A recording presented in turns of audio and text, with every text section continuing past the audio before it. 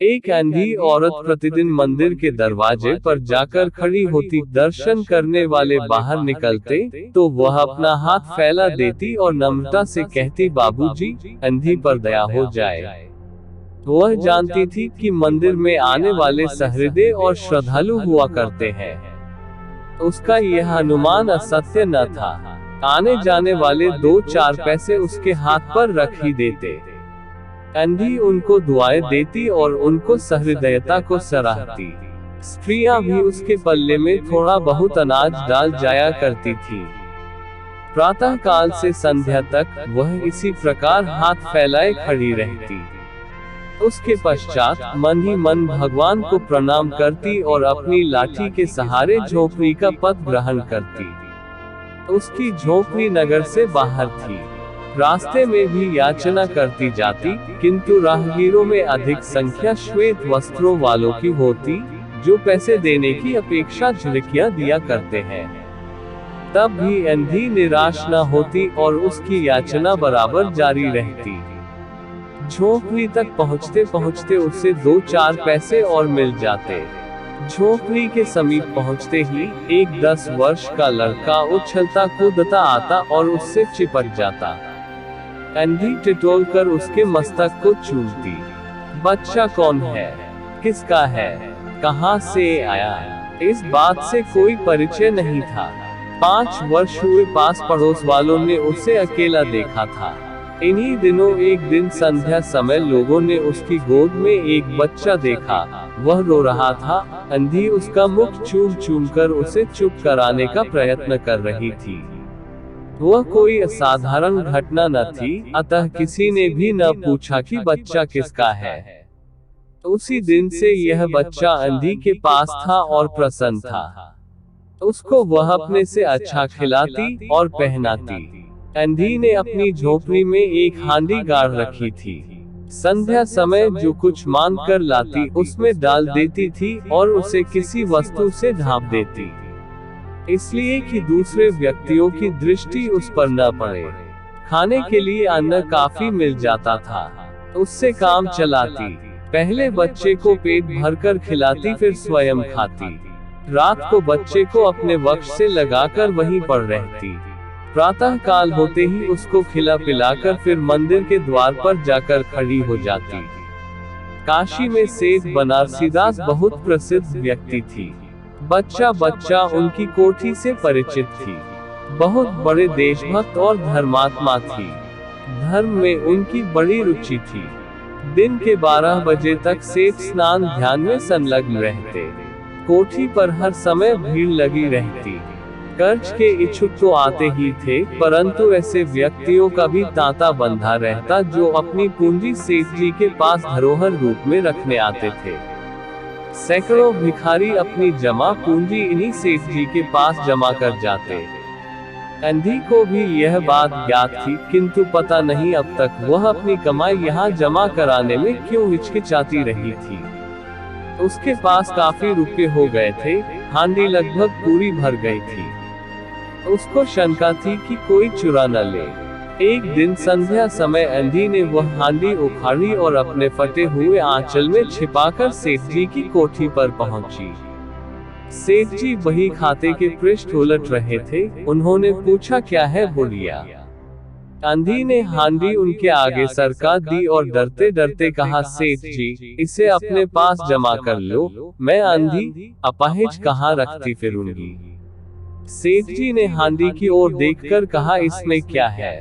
अंधी ने उत्तर दिया, भीख मांग मांग कर अपने बच्चे के लिए 2-4 पैसे संग्रह किए हैं, अपने पास रखते डरती हूँ, कृपया इन्हें आप अपनी कोठी में रख ले। सेठ जी ने मुनीम की ओर संकेत करते हुए कहा, बही में जमा कर लो। फिर बुढ़िया से पूछा, तेरा नाम क्या है? अंधी ने अपना नाम बताया। मुनीम जी ने नकदी गिनकर उसके नाम से जमा कर ली और वह सेठ जी को आशीर्वाद देती हुई अपनी झोपड़ी में चली गई। 2 वर्ष बहुत सुख के साथ बीते। इसके पश्चात एक दिन लड़के को ज्वर ने आ दबाया। अंधी ने दवा दारू की, झाड़ फूक से भी काम लिया, टोने टोटके की परीक्षा की, परंतु संपूर्ण प्रयत्न व्यर्थ सिद्ध हुए। लड़के की दशा दिन प्रतिदिन बुरी होती गई। अंधी का हृदय टूट गया। साहस ने जवाब दे दिया, निराश हो गई। परंतु फिर ध्यान आया कि संभवतः डॉक्टर के इलाज से फायदा हो जाए। इस विचार के आते ही वह गिरती पड़ती सेठ जी की कोठी पर आ पहुंची। सेठ जी उपस्थित थे। अंधी ने कहा, सेठ जी, मेरी जमा पूंजी में से 10-5 रुपये मुझे मिल जाए तो बड़ी कृपा हो। मेरा बच्चा मर रहा है, डॉक्टर को दिखाऊंगी। सेठ जी ने कठोर स्वर में कहा, कैसी जमा पूंजी, कैसे रुपए? मेरे पास किसी के रुपए जमा नहीं है। अंधी ने रोते हुए उत्तर दिया, 2 वर्ष हुए मैं आपके पास धरोहर रख गई थी, दे दीजिए, बड़ी दया होगी। सेठ जी ने मुनीम की ओर रहस्यमयी दृष्टि से देखते हुए कहा, मुनीम जी, जरा देखना तो, इसके नाम की कोई पूंजी जमा है क्या? तेरा नाम क्या है री? अंधी की जान में जान आई, आशा बंधी। पहला उत्तर सुनकर उसने सोचा कि सेठ बेईमान है, किंतु अब सोचने लगी संभवतः उसे ध्यान न रहा होगा। ऐसा धर्मी व्यक्ति भी भला कहीं झूठ बोल सकता है। उसने अपना नाम बता दिया। उलट पलट कर देखा, फिर कहा, नहीं तो इस नाम पर 1 पाई भी जमा नहीं है। अंधी वहीं जमी बैठी रही। उसने रो रो कर कहा, सेठ जी, परमात्मा के नाम पर, धर्म के नाम पर कुछ दे दीजिए। मेरा बच्चा जी जाएगा। मैं जीवन भर आपके गुण गाऊंगी। परंतु पत्थर में जोंक न लगी। सेठ जी ने क्रुद्ध होकर उत्तर दिया, जाती है या नौकर को बुलाऊं? अंधी लाठी टेककर खड़ी हो गई और सेठ जी की ओर मुंह करके बोली, अच्छा भगवान तुम्हें बहुत दे, और अपनी झोंपड़ी की ओर चल दी। यह आशीष न था बल्कि एक दुखी का शाप था। बच्चे की दशा बिगड़ती गई, दवा दारू हुई ही नहीं, फायदा कहां से होता।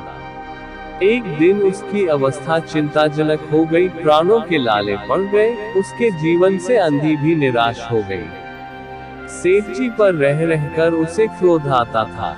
इतना धनी व्यक्ति है, 2-4 रुपये दे देता तो क्या चला जाता, और फिर मैं उससे कुछ दान नहीं मांग रही थी, अपने ही रुपये मांगने गई थी।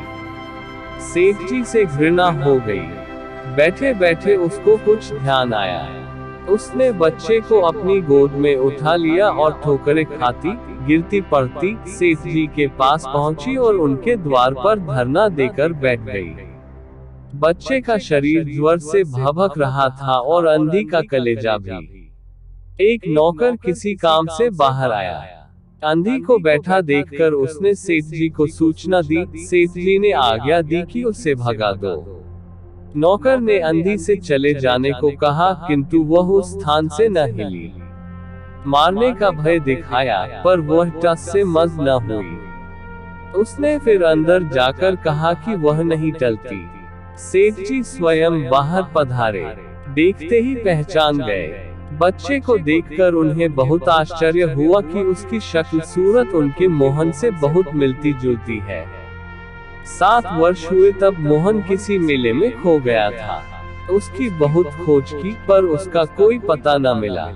उन्हें स्मरण हो आया कि मोहन की जांघ पर एक लाल रंग का चिन्ह था। इस विचार के आते ही उन्होंने अंधी की गोद के बच्चे की जांघ देखी। चिन्ह अवश्य था, परंतु पहले से कुछ बड़ा। उनको विश्वास हो गया कि बच्चा उन्हीं का है, परंतु तुरंत उसको छीनकर अपने कलेजे से चिपटा लिया। शरीर ज्वर से तप रहा था। नौकर को डॉक्टर लाने के लिए भेजा और स्वयं मकान के अंदर चल दिए। अंधी खड़ी हो गई और चिल्लाने लगी, मेरे बच्चे को न ले जाओ, मेरे रुपए तो हजम कर गए, अब क्या मेरा बच्चा भी मुझसे छीनोगे? सेठ जी बहुत चिंतित हुए और कहा, बच्चा मेरा है, यही एक बच्चा है, 7 वर्ष पूर्व कहीं खो गया था, अब मिला है, सो इसे कहीं नहीं जाने दूंगा और लाख यत्न करके भी इसके प्राण बचाऊंगा।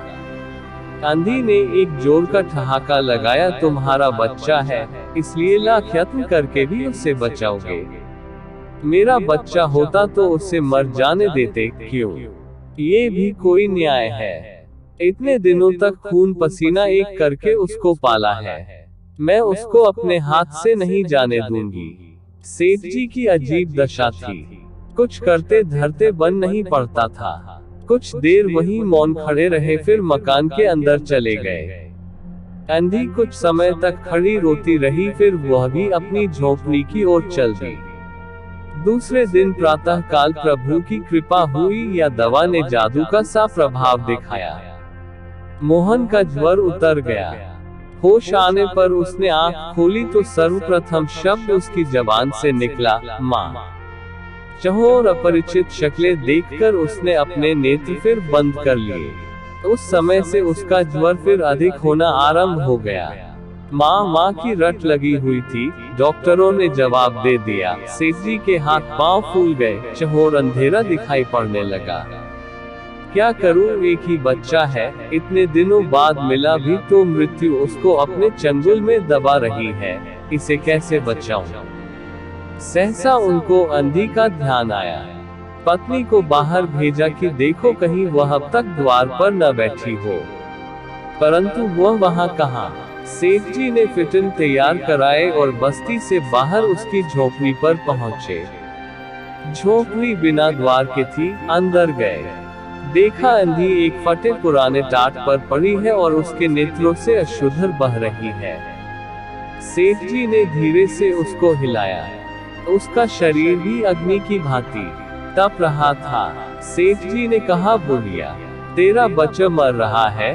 डॉक्टर निराश हो गए, रह रहकर वह तुझे पुकारता है। अब तू ही उसके प्राण बचा सकती है। चल और मेरे नहीं नहीं अपने बच्चे की जान बचा ले। अंधी ने उत्तर दिया, मरता है तो मरने दो, मैं भी मर रही हूँ। हम दोनों स्वर्ग लोक में फिर माँ बेटे की तरह मिल जाएंगे। इस लोक में सुख नहीं है, वहाँ मेरा बच्चा सुख में रहेगा। मैं वहाँ उसकी सुचारू रूप से सेवा शुश्रूषा करूंगी। सेठ जी रो दिए। आज तक उन्होंने किसी के सामने सिर न झुकाया था, किंतु इस समय अंधी के पांवों पर गिर पड़े और रो रो कर कहा, ममता की लाज रख लो, आखिर तुम भी उसकी माँ हो। चलो, तुम्हारे जाने से वह बच जाएगा। ममता शब्द ने अंधी को विकल कर दिया। उसने तुरंत कहा, अच्छा चलो। सेठ जी सहारा देकर उसे बाहर लाए और फिटन पर बिठा दिया। फिटन घर की ओर दौड़ने लगी। उस समय सेठ जी और अंधी भिखारिन दोनों की एक ही दशा थी।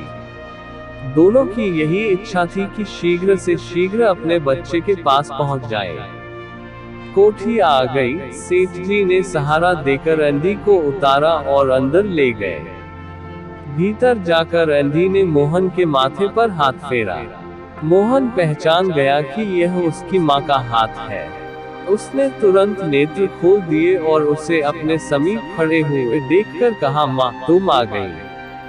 अंधी भिखारिन मोहन के सिरहाने बैठ गई और उसने मोहन का सिर अपने गोद में रख लिया।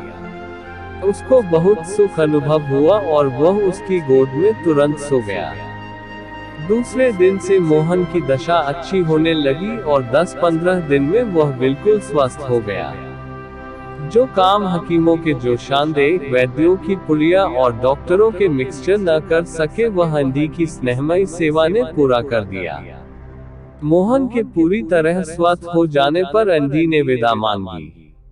सेठ जी ने बहुत कुछ कहा सुना कि वह उन्हीं के पास रह जाए, परंतु वह सहमत न हुई। विवश होकर विदा करना पड़ा। जब वह चलने लगी तो सेठ जी ने रुपयों की एक थैली उसके हाथ में दे दी। अंधी ने मालूम किया, इसमें क्या है? सेठ जी ने कहा, इसमें तुम्हारे धरोहर है, तुम्हारे रुपये, मेरा वह अपराध। अंधी ने बात काट कर कहा, ये रुपये तो मैंने तुम्हारे मोहन के लिए संग्रह किए थे, उसी को दे देना। अंधी ने थैली वहीं छोड़ दी और लाठी टेकती हुई चल दी। बाहर निकलकर फिर उसने उस घर की ओर नेत्र उठाए। उसके नेत्रों से अश्रु बह रहे थे, किंतु वह एक भिखारिन होते हुए भी सेठ से महान थी। इस समय सेठ याचक था और वह दाता थी।